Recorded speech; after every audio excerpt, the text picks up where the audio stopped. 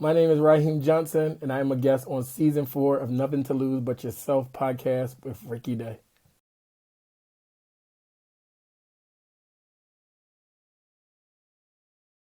What's going on, y'all? My guest today on the podcast is Raheim Johnson. He's a native of Philadelphia, PA. He's a son, one of the sons of a single mother of four who he, at an early age, developed a strong desire to travel and to see the world. He took his first international trip in the summer of 2013 to Punta Cana, Dominican Republic, and from there, it was history. Now, those of you who listen to the podcast are probably wondering, why are you telling us where he traveled and why? Because travel is at the heart of this conversation, y'all. This is who this brother is. 6 years later, he's been traveling a lot. And he's been to over 50 countries across 5 continents with no signs of slowing down. He's also the founder of Trade Table Seatback, which is a travel blog, and also Trade Table Seatback, which is a Black-owned travel community. In an industry where Black and brown folks are an anomaly, Trade Table Seatback was created to bring visibility, diversity, and representation to the travel industry. So we're going to dive into that and why travel is so important and all the ways that it can uplift and inspire us to embrace our Blackness and understand who we are. But in order to do that, I got to shut up and let our guests talk. So without further ado, let's welcome to the podcast, Raheim Johnson. What's going on, brother? What's up? Thank you for having me. You're very welcome. Thank you so much for coming. And I think with you, normally with people, I ask them how they're doing, what they're doing. Where in the world are you? Let's just start there. Where are you at? I am currently in Sweden. I'm in Sweden to see Beyonce tomorrow. Opening Renaissance tour. So I'll be the first person to see all these surprises she have up her sleeves. See, y'all watching, you see my face, y'all listening, you hear it in my voice. Jelly right now. But it's wait, and he's not just there to see Beyonce. He's in VIP to see Beyonce. In the pre-conversation. But no, that's great, man. That's really, really, really good. I want exclusives like sent directly to me, please. Got you. Queen Bee, we didn't say that. That's not really happening, but I won't post them. I just want to see. But welcome, man. And thank you so much for taking time to talk to us all the way from Sweden. I mean, how hype are you about the concert? And is this your first time in Sweden? This is my first time in Sweden, and I'm so ecstatic. This is my first time going to a Beyonce concert by myself, so it's like nerve-sighted. So I'm nervous and excited. And like I was telling you earlier, I was nervous because Ticketmaster, they're playing a dangerous game lately. So I flew all the way to Sweden, bought tickets a month ago, but still did not have a ticket in my possession.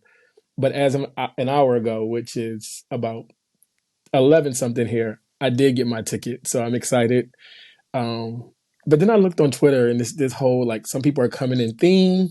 So I'm like, do I need to go find an outfit? It's a lot of pressure. It's a lot of pressure. Well, my real question is, what was the flight like? Was the plane lit? Because I'm hearing that the flights are lit. Like there's people traveling from all over and it's a party in the sky. Well, the plane was kind of chill, especially because I was coming from Amsterdam. So I had flew to, Brussels yesterday and then flying here. But I knew that when I got to the airport, seeing all those Black people at the airport, I was like, they're here for Beyonce. I mean, there's no other reason that Black people are coming to Sweden. So the airport is like packed with Black people. I'm like, they're here for Beyonce. Sweden's blacker than ever right now. Yo. Yes. Which is great. And it's Sweden. So it being that black is a thing. Like Sweden is not the most colorful place in the world. Yeah. They need to feel this vibe. They're going to feel it. Or they're going to feel all of it. Yeah.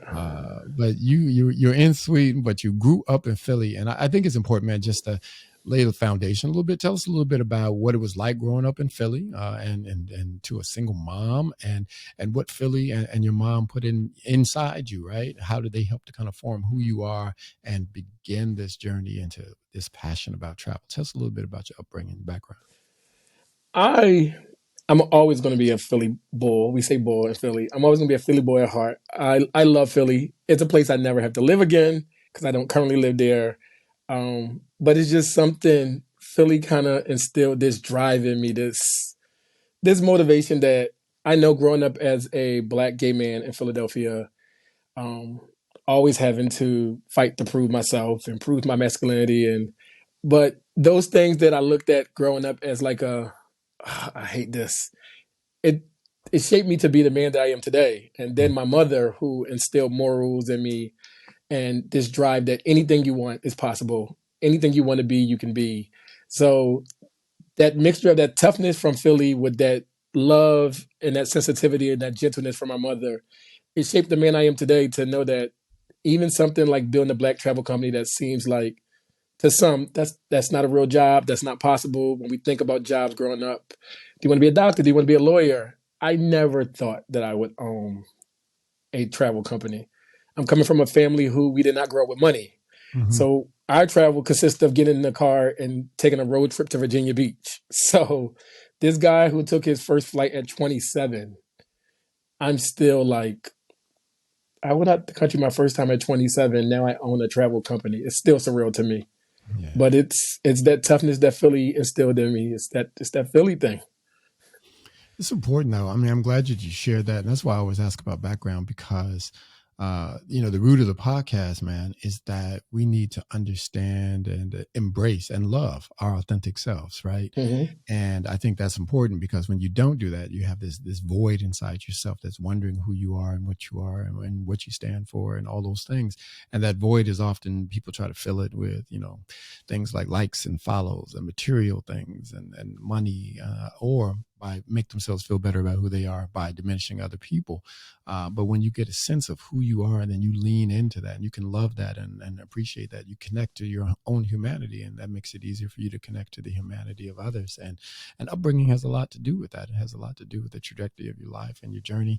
And I think it's also important for people like you to share these stories because there's somebody listening now. They might be 20, they might be 15, they might be 45 and still not have a sense of what they really want to do with their life. And so for somebody like you who can show that, yeah, you may not know this stuff when you're young, but as you tap into and embrace your passions, and your passions tell you a little something about who you are at your core, and then you start to figure out who you are. You can be, and you should be who you are at any point in your life that you actually discover who you are and you learn to embrace it. So it's really dope to see you doing that. And that is an interesting story, man, that to take your first international trip at I know. 27 and then now own a travel company. Well, I think we're Yeah. all better for it though. It's dope. And I love that you talk about that journey because I think I would be lying to myself if I said as a black gay man, it had not been a journey for me. Mm-hmm. After years of having to hide who I was and not be able to be my authentic self, and sometimes making myself uncomfortable to make other people comfortable, it wasn't until probably my late 20s going into my 30s that I did make the conscious decision to be myself, to always walk into the room as my authentic self, to just always show up as myself and not go to places where I can't show up as myself. And I Mm-hmm. think that allowed me to create this company, understanding what it's like to be a black man, what it's like to be a gay man, traveling the world, living that truth. Mm-hmm. It allowed me to go places and realize that I didn't see people that looked like me. I didn't see people that I could relate to. I didn't see people that came from where I came from. But I think that that journey that it took me to become who I am and stand in my truth is why I'm able to have this company and stand firm in the belief that we're doing this for black people. And I'm always mindful to say black people and not people of color. Um, and anyone is welcome, but we create a safe space for black people because we have a different experience, especially when it comes to travel, than other people of color. Yeah, absolutely. There's no doubt about that. And it's a good segue because I've pulled up, I do my research and I pulled up some interesting data that I think now is better. It's better, best time ever to share it. So I'm going to share some of this. This first piece comes from Pew Research. It says that whether before, during the pandemic, or after, international travel is something that 71% of United States adults have done at some point in their lives. Almost half of those who earn less than $30,000 a year, though, have not left the country, right? Compared with 28% of those who earn between $30,000 and $80,000 a year, and 10% of those earning $80,000 or more. So that starts to get at, yeah, people who have the resources tend to travel. but that also can create another myth that you dispelled, and I want to get into that in a moment. Also, it says that 37% of those with some college education or less have not left the country. But 7% of those who have graduated college have. So college graduates seem to travel at much higher rates. But here's a big one. Black Americans are much less likely to have ever traveled abroad. 49% of us have traveled abroad to 75% of white Americans and 73% of Hispanic Americans. White adults are also more likely to have been to 5 countries or more, and many blacks, about 13% of blacks have been able to do that. So there's some serious discrepancies there in terms of the statistics, but then also there's an age thing going on, and I think you might fit this. It says that most people who worked in America took a total of 17.2 days of vacation a year. And that number seems high to me, but okay, I'm going to go with these facts. This is from a different group, by the way. The Wandering RV is where these statistics come from. It says that 70% of millennials preferred to stay in a hotel, and that millennials and those who belong to the Gen Z age group spend on average $60 a day on travel and about $3,500 per trip.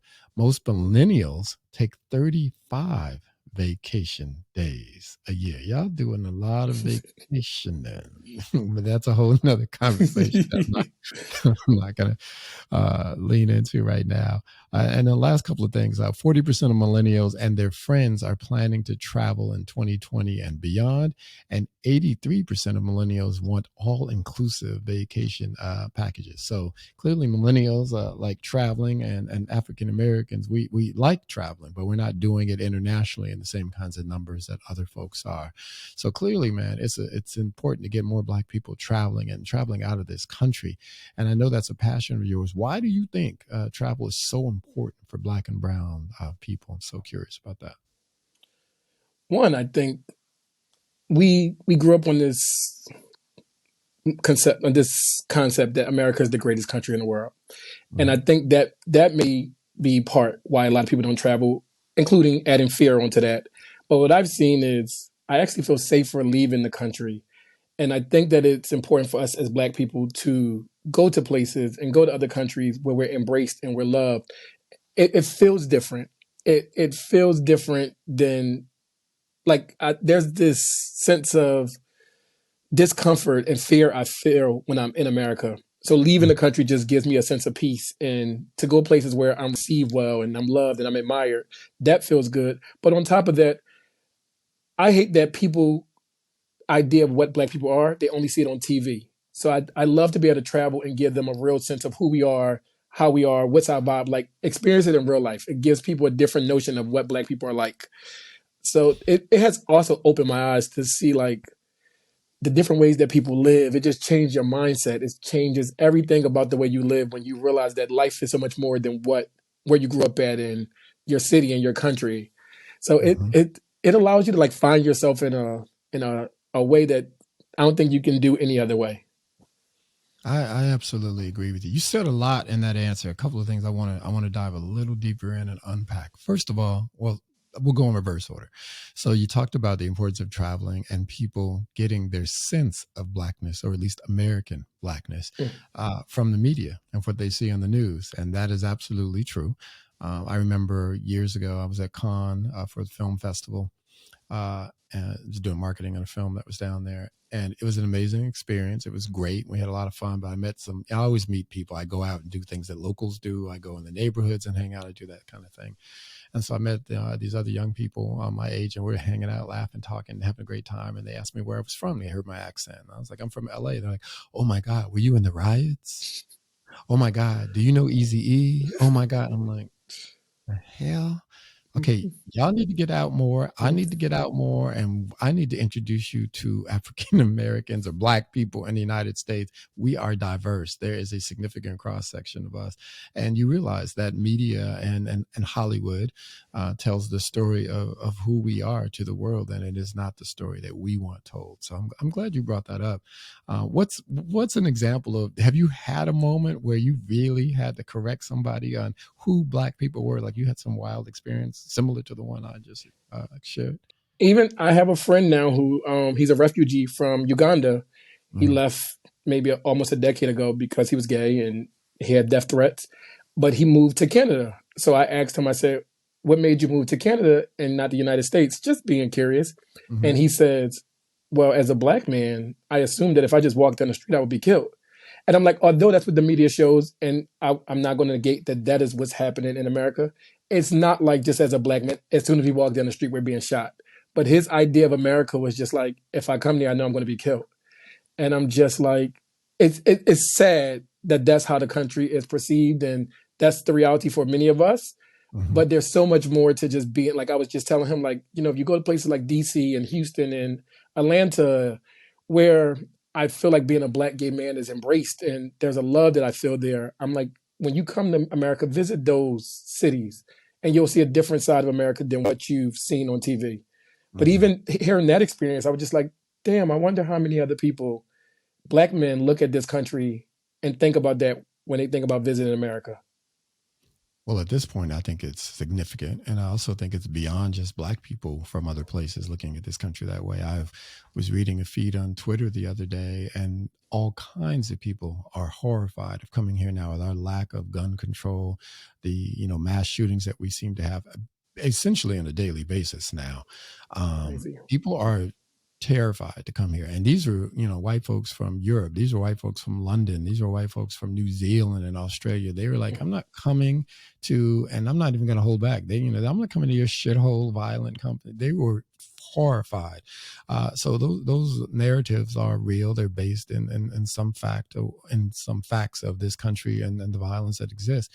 But of course, they're a tiny percentage at the end of the day of this bigger picture, right? And it's up to us to get out of our comfort zones and to go other places and experience other cultures and see what life has to offer. You also touched on the fear that's inherent in many people about traveling abroad, but specifically in African Americans and black folks. Quite often, when I moved to New York, I was shocked to find people that hadn't left their own borough. So we have this, somebody opened the fence and took the lock off years ago, but many people are still afraid to leave the spaces that they feel comfortable and safe in. What have been some of the rewards for you to get past that concern or fear, if you ever had it, and show people and tell people a little bit about why it's worth it to step out of the comfort zone? I think that's even for my company, that's why it was important for us to, with the motto, visibility creates believability. Mm-hmm. Because I think when you see people that look like you who come from where you come from doing something, it then allows it allows this thing that could be a dream, it could be real life. And I think that when people see us, it then motivates them to do more. And I think by me getting out and traveling and showing people the beauty of traveling, even something as simple as the continent of Africa, the way that it's perceived in America.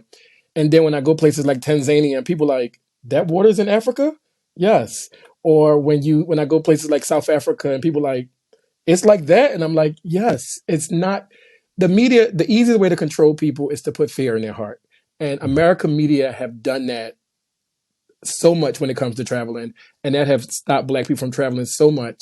And even when I sit back and I think about when Trump was president and he called Africa a bunch of shithole countries, I'm just like, and it's funny now that the roles reverse and people looking at America as a shithole country. But traveling just really, one is addictive. Once you do it, you realize all the myths you thought it would be, it's nothing like that. And Mm-hmm. whether for me, good, bad, or indifferent, whether the experience is any of those, it still leaves me with the story. It leaves me just wanting more. And it inspires me in a way that nothing else in this world have ever done. Yeah, that's profound, man. Now we all know that race is a construct at this point. It's some made up shit, Yeah. basically. Yes. But made up as it may be, it's a construct that exists in the world, and many people, ourselves on some level included, kind of live with it and live by it. And so to that end, I am curious. I want to ask you a two-part question. The first part, though, is what is Blackness to you? What does Blackness mean to you? And how important is embracing your Blackness based on whatever your definition is? How important is it to you to embrace your Blackness? And I ask that knowing that you are a man from Philadelphia, one of the blackest cities in America when it comes to culture and putting out amazing points of view about who and what we are and can be.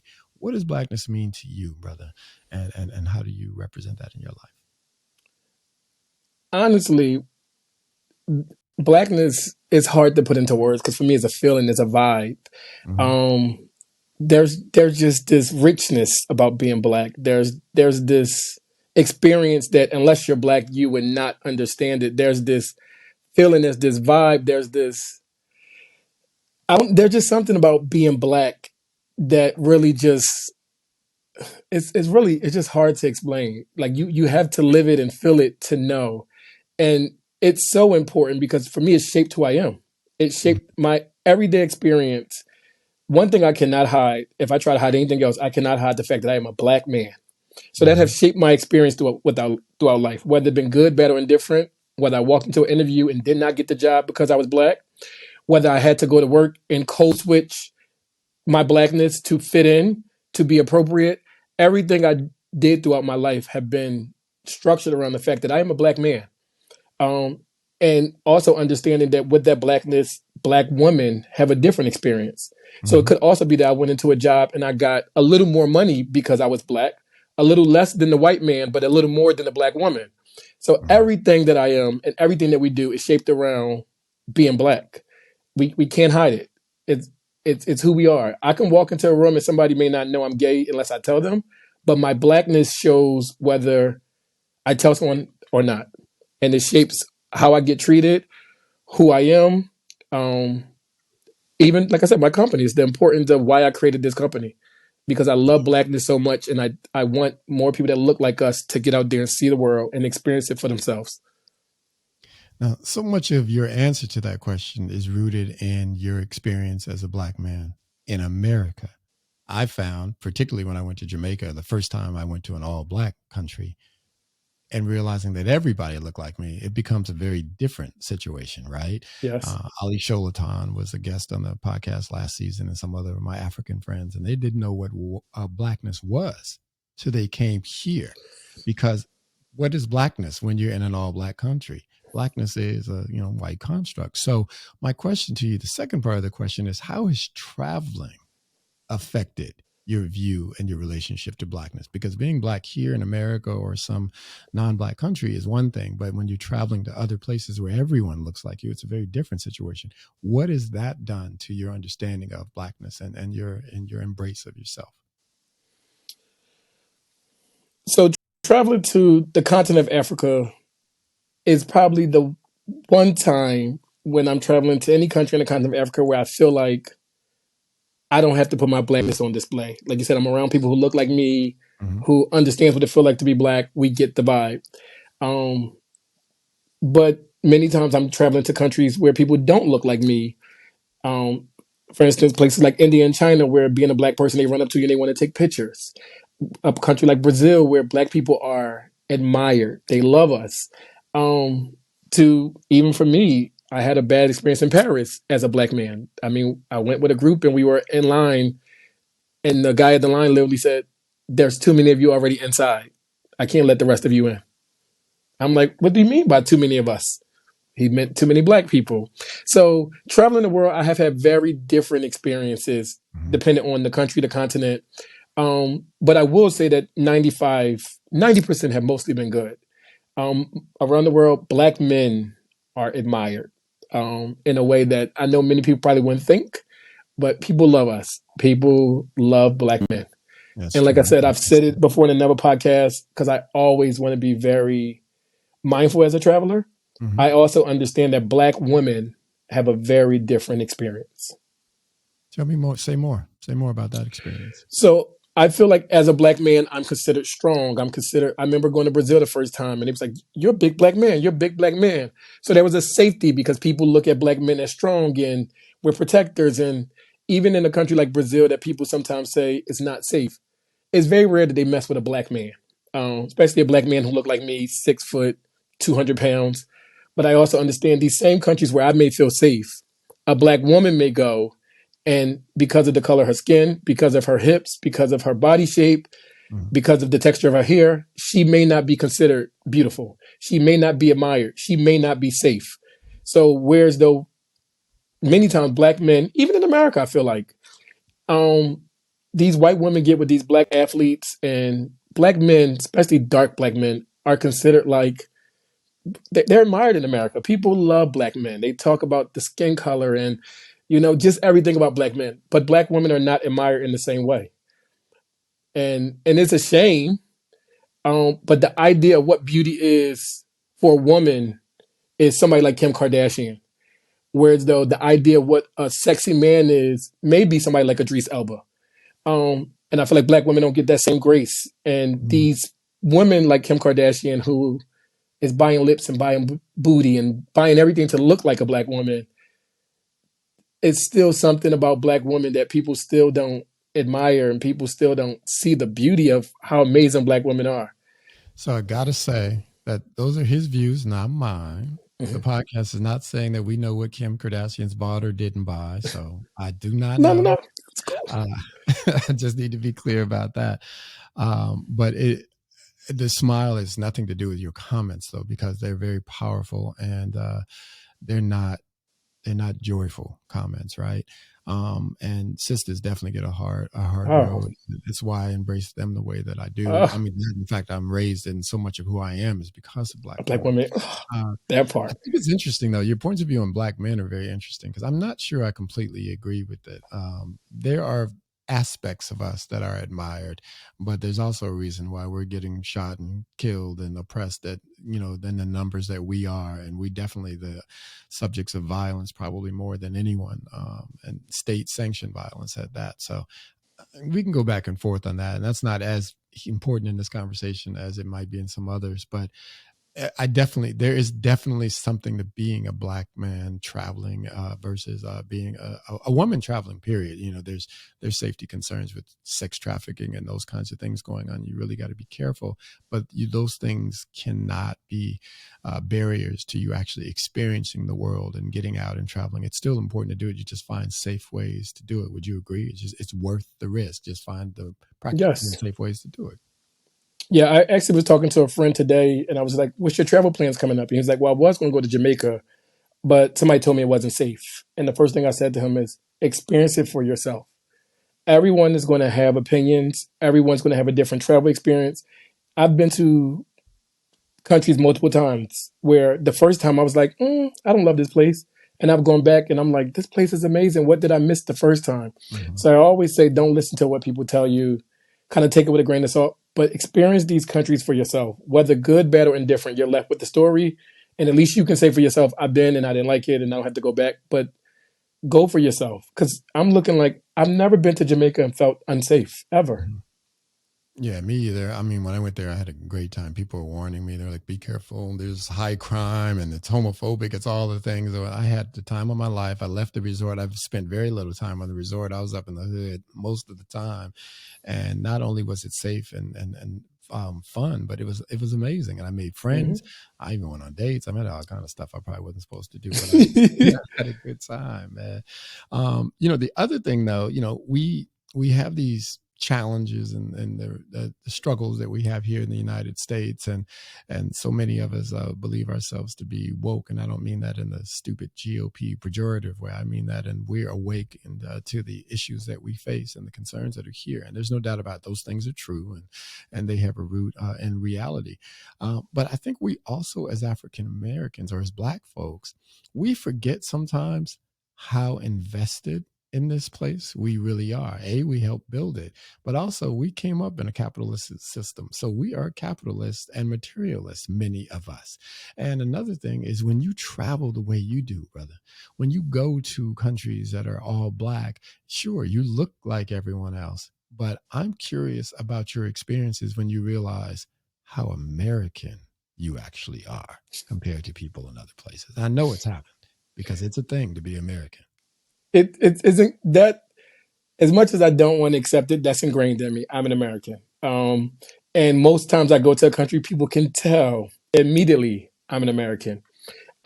I think there's a privilege in a lot of countries that come with being an American. Um, as we were raised, a lot of countries, their goal is to get to America, whether it be get here for the opportunities to take advantage of those things, or I go to a lot of countries, like, I would love to visit your country. I feel like we get treated a little better, but I also think that as Americans, and it's one of the things I try to talk about with my travel group, is we have an entitlement. So we go to other countries and we expect them to cater to us. Um, Let somebody come to America and don't speak English. We're like upset. But we go to these places and we're like, y'all don't speak English? Mm-hmm. No, we're in their country. Let's speak their language. Or at least try to communicate with them the best way we can. Or even I look at something as simple as like everything in America is so rushed. So you sit down and eat in other countries who are enjoying the meal and enjoying the conversation and enjoying the company. We're like, where's my food? Where's my food? And I'm like, just enjoy being here. Like everything with us is so Yeah. time that we don't even know how to just enjoy the moment. Like there's many times that I even have to tell myself, all right, yeah, it's been 25 minutes, the food didn't come. But Raheem, you're in South Africa. Raheem, you're in Bali. Just enjoy the scenery. Enjoy being here. The food's gonna come. You're in no rush.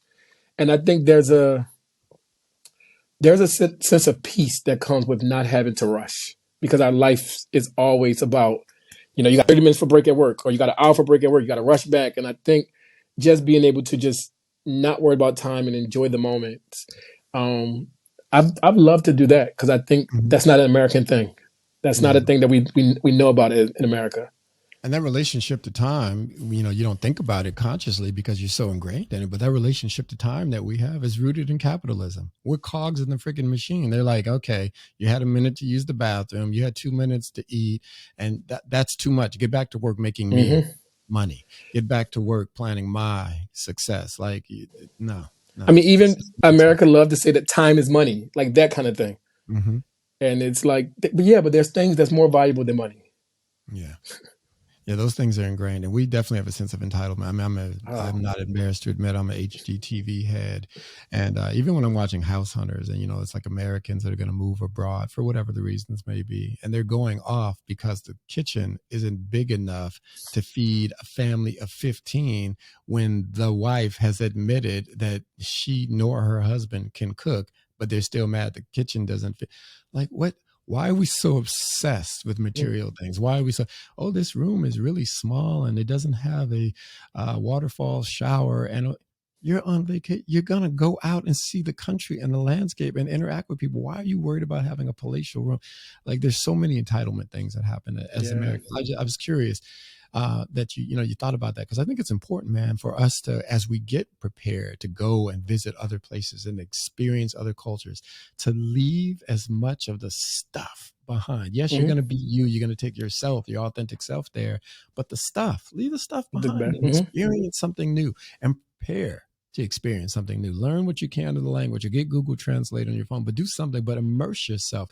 Really have an experience of another culture. And And then even my job, I think that people forget because we own a Black travel company and we curate trips. I always have to think about those things. So I mhm, remember taking a trip to Ethiopia where I went to Omo Valley, which is to go see the tribes. But this is a very um, I mean, you talking about no service, no Wi-Fi, you're sleeping in tents. It's a true experience. And I remember everybody on Instagram like, oh, when you're hosting a trip there. And yeah, it looks pretty because y'all see the pictures and y'all see the videos and y'all see me with the tribes. That's great. But I also know as a business owner, I could not host a trip there. And in the sense of Black Americans without Wi-Fi, mhm. no contact to talk to, and whether it be you have a child at home or you're a caregiver to somebody at home, I get those things. But I also know the strain it would be on me to host a trip like that and people are going hours without any form of communication back at home. As Americans, I'm just like, yeah, this trip would be stressful for me. They'll be like, well, I can't call my mom, I can't call my daughter. So I'm just like, although I love the experience, that's something I would have to do with close friends, but not within the company. I can only imagine, man. The other thing you touched on, and I love about travel, man, is it really provides this wonderful space for you to really kind of get in touch with and figure out who you are as a person, right? Hmm. And I think obviously it's done that for you in terms of culture and those kinds of experiences. But also, man, it took you from somebody who's working in social work and psychology to, who loved traveling for fun and turned you into an entrepreneur. Did you have entrepreneurial dreams when you were younger? And if not, tell me about that journey, how travel and your passion for travel formulated this idea, the seed in you that rooted and grew into this full fledged business that you're involved in. I the idea of being an entrepreneur was never a thought in my head. I always had the qualities to kind of run a business. I have leadership qualities. I kind of always want to do my own thing and march to the beat of my own drum. But I think I come from a generation, meaning my mother, where these are jobs. These are what jobs look like. These are the jobs you should have. Mm-hmm. So I think, although I feel like my mom instilled some great morals in me, the thought of you can kind of start your own business, that wasn't really a thing. It was get a great job working for somebody else, make some good money, those things. I think this generation and just kind of seeing us create our own lane and seeing people kind of create jobs that you never thought was a job. And then someone always said, make sure you're doing something you're passionate about. And I was very passionate about behavioral health until I wasn't anymore. It was great for 10 years, but then I just started to feel like I'm just going to work and I'm not passionate about it. And I always made the decision that when I no longer love something, I no longer want to do it. And that thing became travel for me. I used to eat, breathe, sleep travel. I mean, my manager would come and be like, hey, Raheim, you're on the computer again looking at flights. We need you to do this. And I'm like, oh, I'm sorry. She'll come back like an hour later, like, you're still looking at flights. And I'm like, yeah, I got to quit this job. This is not working for me. And then also, after taking Black people, my first trip, I took 35 Black people to Bali. That experience was it was surreal. Like seeing the awe that they had in the look they had in their eyes and how they was in awe about this experience and what it felt like just traveling in a pack of 35 Black people and the vibe. That was where my passion was. That is what I want to do more of. That's what I want to see more of. So because I wasn't seeing it, I had to create it. I was no longer trying to bring a seat to another table. I wanted to kind of create my own table. And that's what I That's amazing. did. That's dope, man. That's just another reason why I think it's important for people to travel, even if it's here domestically. Just get out of the city, the town, the state, the neighborhood you grow up in, and experience new things, experience new people, new food, new culture. Because I guarantee you're going to learn things about yourself that you could never find in the town that you grew up in. I mean, people who are religious should know this. Jesus is celebrated all over Palestine at the time. But when he went home, they're like, oh, isn't that Joseph's son, the carpenter? Like, you only going to get a limited, people are going to view you through limited eyes at home, and you're going to view things and yourself through limited eyes when you're there. But it's when you get out into this big world and you start to explore what's out there, and you just start to get an idea, a better idea of who you are and how you fit into it. And the fact that you are part of something much, much larger than yourself or even your family or your country. You're a part of a race of people called human beings. And there's a lot out here in this big, beautiful world. To that end, though, man, I mean, you identify, and you've said it many times in this show already, you identify as a Black gay man. How did that influence your decisions and your passion about traveling? And what have been some of the obstacles or the advantages of traveling as a Black gay man? Because I know there's a lot of LGBTQ folks who listen to this show, and I'm interested in sharing with them some of your experiences and some of the things that they should consider when they're looking to embark on international trips. My experience as a Black gay man have been 90% good. I have not traveled anywhere where I felt like as a gay man, um, I was discriminated against or any of that.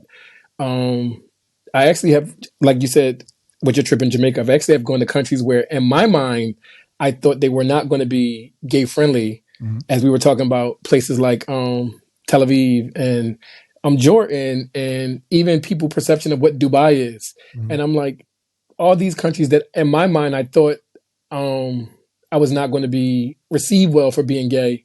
No, I was going to these countries and going to gay clubs, and they were having gay prides, and I'm just like, this wasn't what I thought this would be.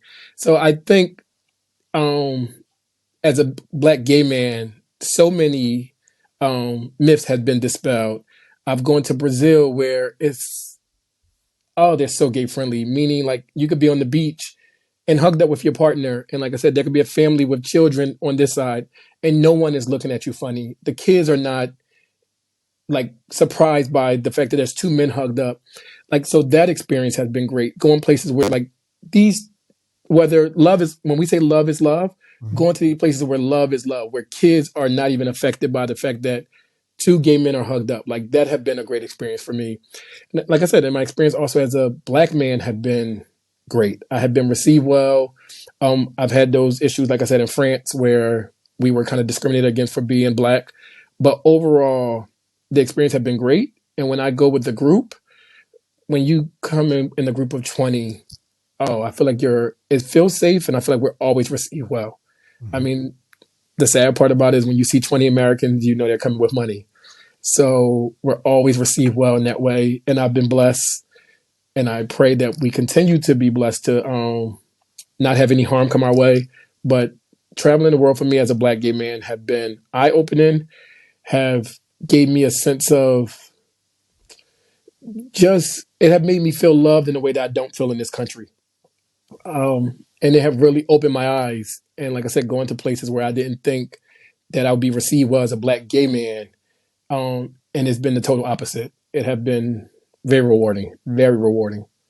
Do you think it's important for LGBTQI folks to travel abroad? And if so, would name like 3 reasons why you think it's really important? Absolutely.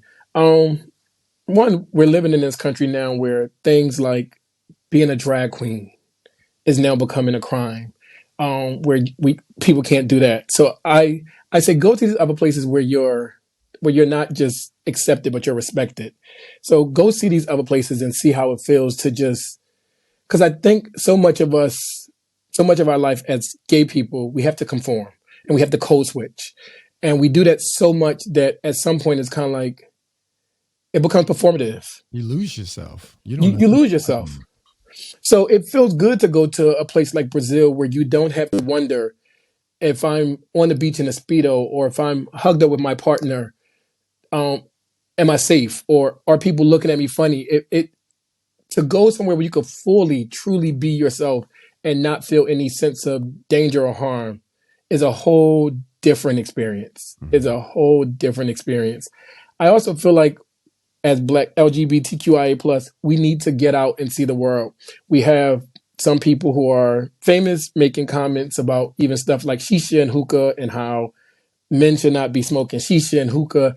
And I think that's due to lack of exposure, lack of travel, because when you travel to these places where Middle Eastern countries where people are smoking, you know, hookah and shisha, and they've been doing it for decades and years, you get a different mindset. This is get out that American mindset of what men should be doing and what men should not be doing. Traveling open your eyes to just the way that different people live. And Absolutely.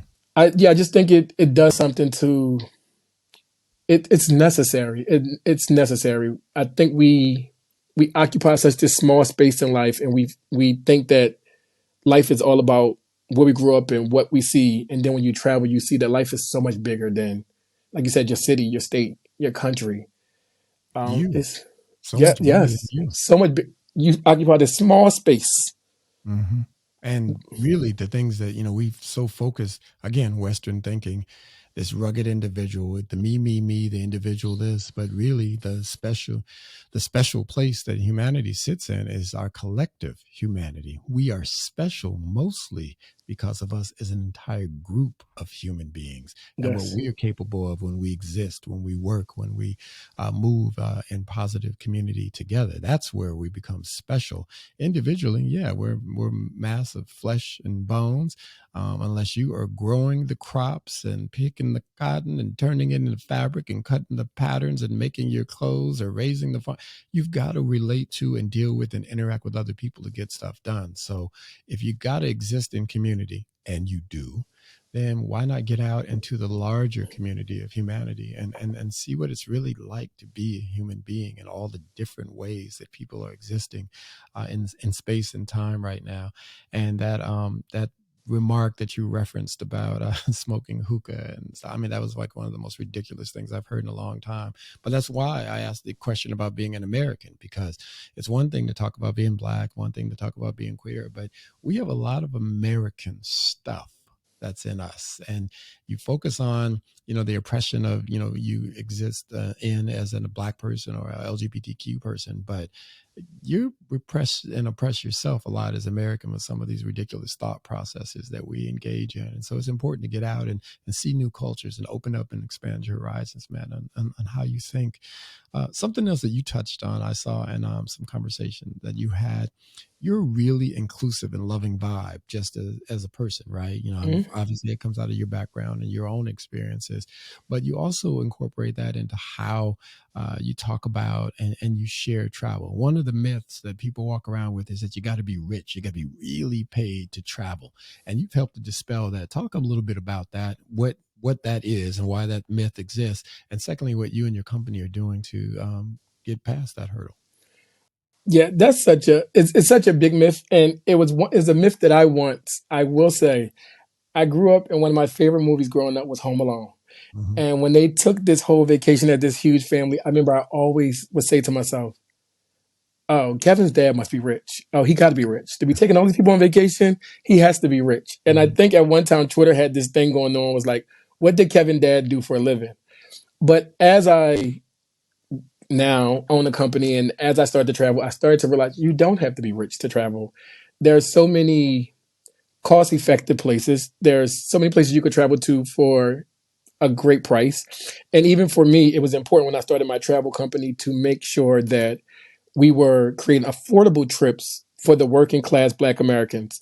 Yeah, I could throw a trip for $6,000, a luxury trip for rich Black people, but that's not the target audience I wanted. I wanted people who came from where I come from, not just Philly, but the inner city of different cities around the world. I wanted those people to be able to get out and see the world. So we always make sure that our prices are affordable and we're doing monthly payments to make sure they can afford it, because it's such a misconception that you have to be rich to travel. You may have to plan earlier. You may not be able to just say, I'm going to go next week, but traveling is very possible.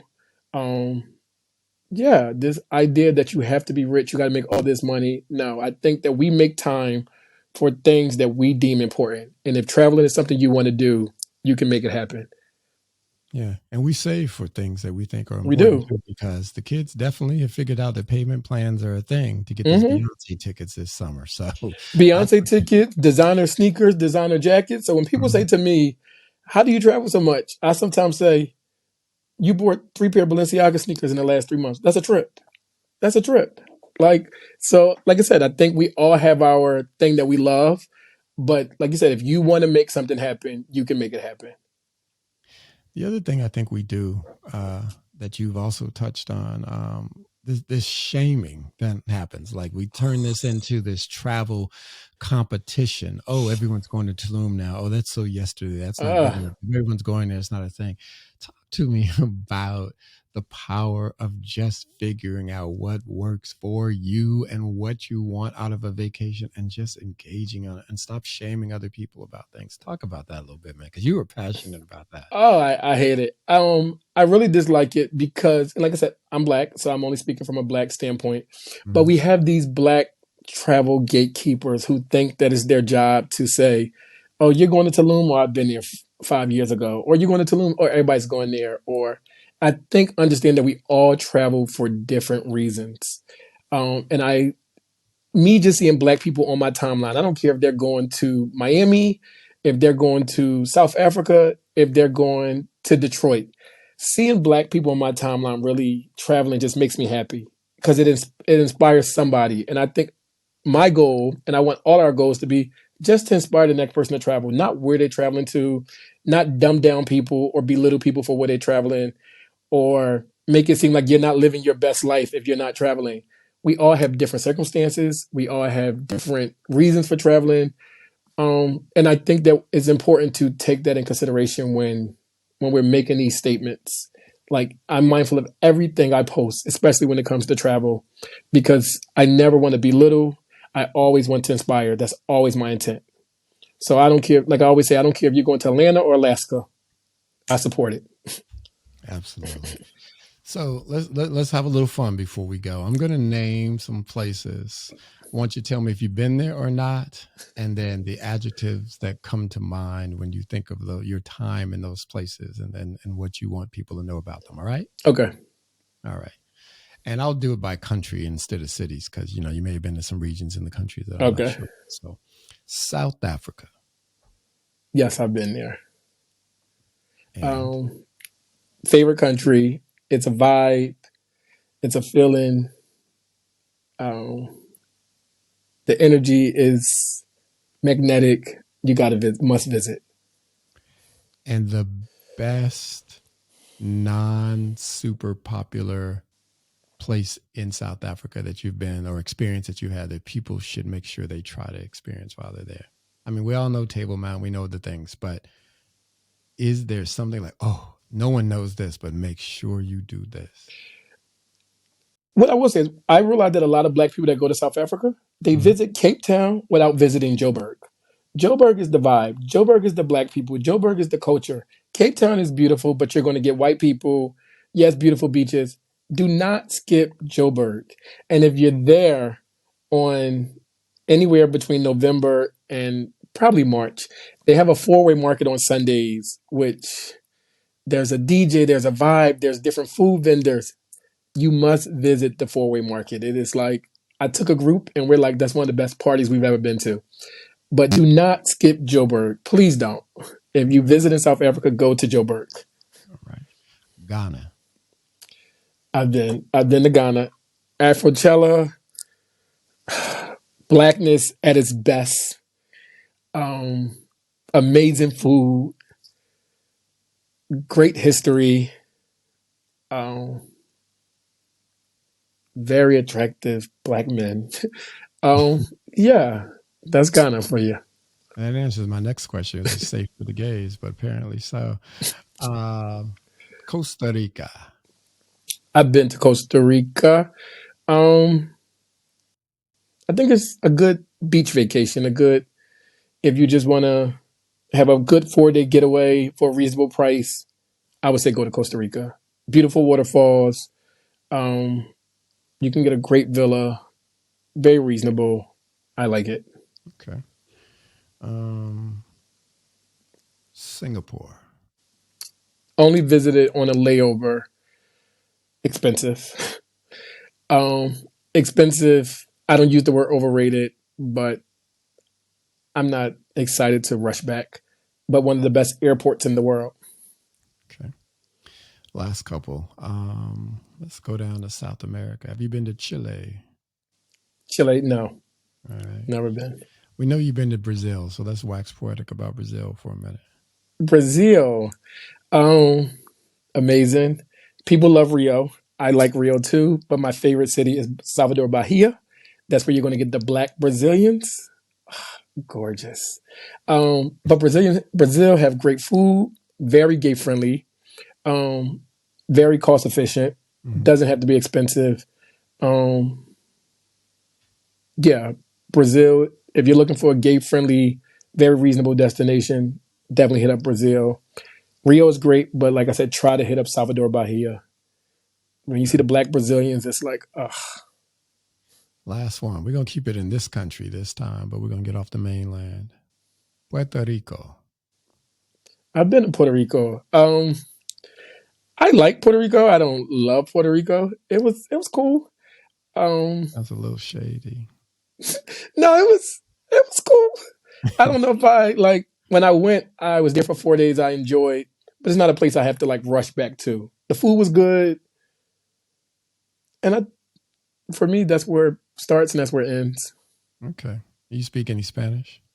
No, hola. Okay, that might have had a little something to do with it. I love Puerto Rico. We went for the first time last year, and I had a great time. Uh, man, this has been amazing. What is next though for you and the company? Well, you know what? Last before I ask that, I want you to help me with something.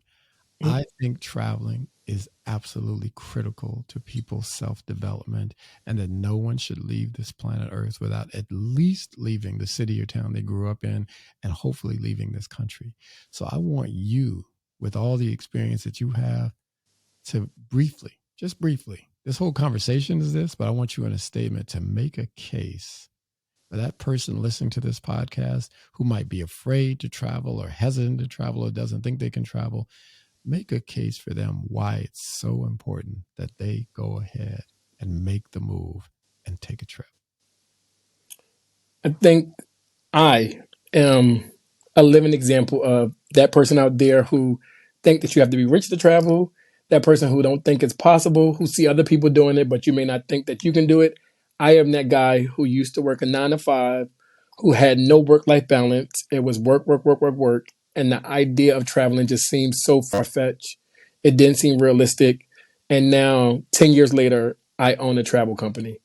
So for that guy out there who looking at me and maybe saying, oh, well, he grew up different or his life was different. I am you. And it's amazing what traveling does. It opens your eyes in a whole different way. Who would have thought 10 years ago I would now own a travel business? So that fear is good. Fear, for me, is necessary. It's that thing that lets me know that maybe I should be pushing myself to do it. Mm-hmm. So get pushed past that fear, push past all those myths, take your first trip.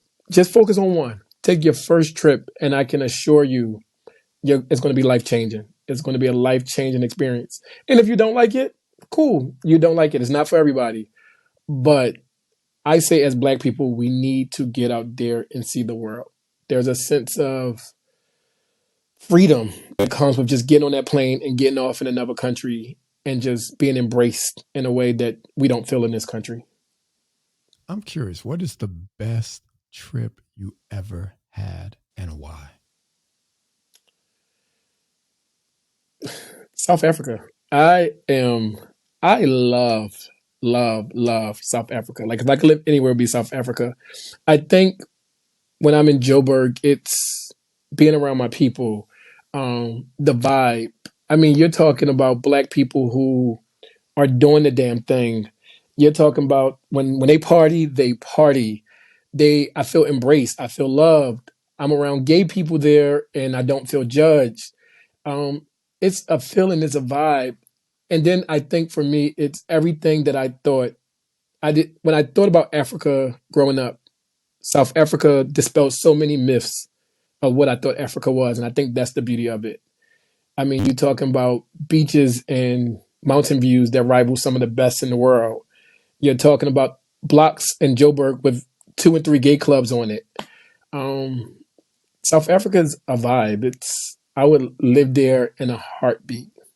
Well, it was high on my list, but you just made it an absolute necessity. And I think Please go. I might treat the staff to a trip to South Africa. Please. Count the money before it comes in. Brother, what's next for you? What's next for the company? And drop those social hashtags and stuff for me.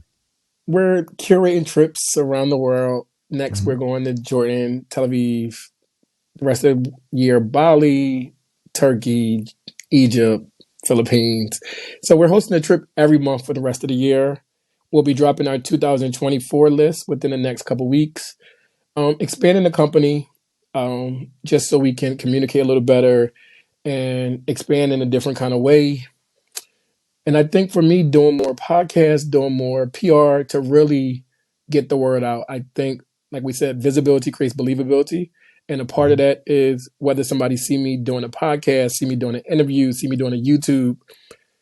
My goal is always to inspire. And there's so many different ways to do it. And I want to use every means I have to be able to do that.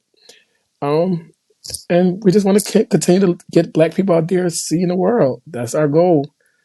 Um, Well, you're absolutely doing it, brother. You're doing a great job at it. You got me inspired. I mean, I already like to travel, but you just turned it up like 5 notches. And when I went on the website and kind of saw how you guys operate, it shows me that even I can do more than I thought I could do with the resources that I have, and I will. Pretty sure going to end up being a customer here in the near future. So, where can people find you guys online? that's trade table seat back. Like when people on the plane, they say put your tray tables and seat backs in your right position. Yeah. So that's TrayTableSeatBack. That's our Instagram. That's our Facebook. TradeTableSeatback.com is the website. TTSB Travels is the YouTube. And I am Radio Raheim 0319 on Instagram. And that's RAHIEM. So that's how you can find me. And those of you listening, from the community, you're not bad on the eyes either, y'all. And for the women, anything's possible. You never know. I'm gonna a new service this year. I'm gonna start pimping my guests out too. So that, because people hitting me up in the DMs. Oh, so and so, can you connect me? Like, you got the social now. Y'all do what y'all need to And do. I am single. And there you go, you guys. There you go. He is Raheim Johnson, man. Thank you, brother, for your sense of humor and for your time today, especially because you in Sweden. You all these hours ahead of us. It's like midnight, probably 12:30 at this point. Tell the queen I said hello, and I hope to see her this summer. Although her and Ticketmaster did not make it easy, and I got an attitude about it. But as a matter of fact, I might cash app you so you can bring me a t-shirt back just in case it don't work out for me later in the year. I got you. All right, but have a great time. Medium, by the way. Have a great time and great trip.